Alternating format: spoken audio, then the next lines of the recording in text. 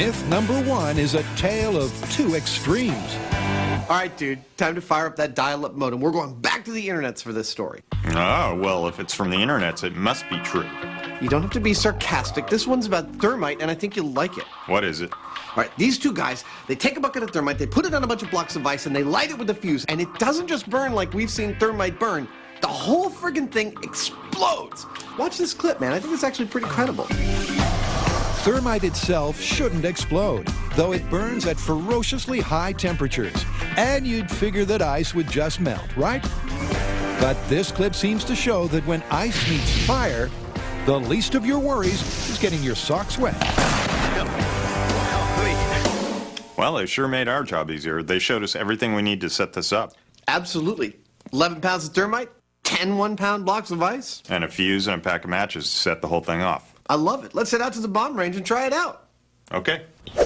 Now, these two know they're thermite. Who could forget the racing stripe they burned through the roof of a car for the better to end with a bang myth? But now, before trying to replicate the ice explosion, Jamie wants to warm up with a trial by fire. Now I'd like to fine-tune what you might call the thermite delivery system, but we can also have some fun here. So what we're building first is a kind of pagoda from bricks and steel plates.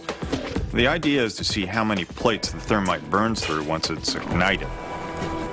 Thermite's a mix of fine metallic powders, but the ideal ratio is debatable.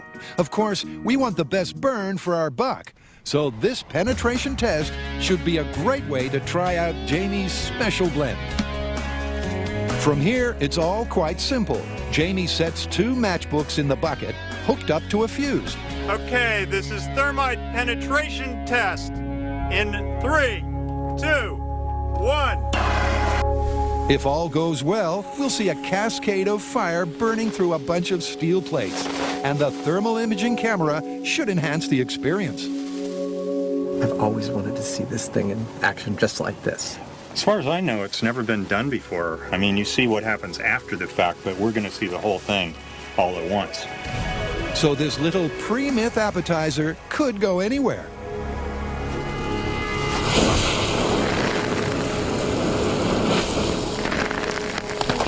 There we go. 1, 2, 3. Nice! Oh.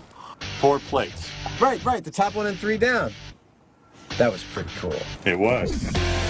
Cool isn't the word. At 4,000 degrees Fahrenheit, the burn is too bright to view at close quarters. It's a major meltdown. We could hang these up in a gallery and we'll make it like $1 million. So Jamie's special thermite blend is hot to try. Now, to see if 11 pounds of it is enough to actually explode 10 blocks of solid water. Well, look, let's clean this up, get some ice blocks out here, and replicate that video.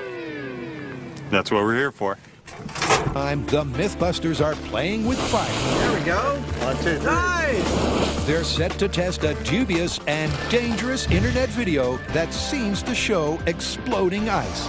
The clip shows what is purportedly 11 pounds of thermite in a metal bucket sitting on top of 10 blocks of ice.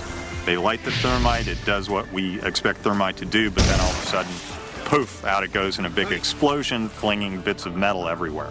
Now we're going to do exactly what they did and see if we get the same result. It's hard to believe that mixing fire and ice could ever end in a boom. Retired FBI man Frank Doyle thinks that concealed gunpowder might be the cause of the conflagration. Well, I'm a little skeptical, and I think they've done something a little iffy. All right, well, there's only one way to find out. Frank sets the fuse. Adam sets the scene. Let's get behind the barrier and replicate a couple of internet pyromaniacs. And Jamie lights the wick. This is thermite and ice in 3, 2, 1. We're good. Needless to say, never try this yourself. We've got all the safety gear, the expertise, and the blast screen. It's killing me. Don't tell me. What the heck? This is close to a worst-case scenario, when the explosion you're expecting to happen doesn't. I think it's a dud. So Jamie slips into something less comfortable, but way more fireproof. He and Frank fashion a new fuse. Then Jamie takes a furtive walk, knowing the old fuse could catch at any time. So Jamie's put on the full fire suit to protect himself to replace another fuse and matches because, well, we don't know. He could touch that bucket and it could all go off. So it's a little bit touch and go right now. Jamie wastes no time setting the new spark. He's lit it. Let's hope it stays lit. This experiment should confirm or bust the myth of exploding ice. Well, looks like the match is going off. There it goes.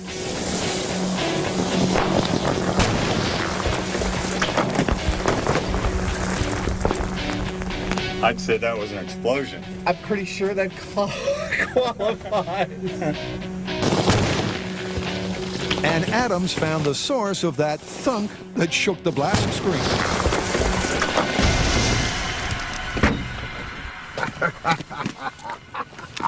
In the popular parlance, we call this piece of ice a hunter-killer because it went all the way from ground zero to our blast chamber. Luckily, it is ice-proof. Some chunks of ice flew as far as 150 feet. The brick pallet is a smoldering ruin. And there's no trace at all of the galvanized steel bucket. Look at that. That tells the whole story right there. I am a believer. But what actually made the ice go boom? The truth is, no one really knows.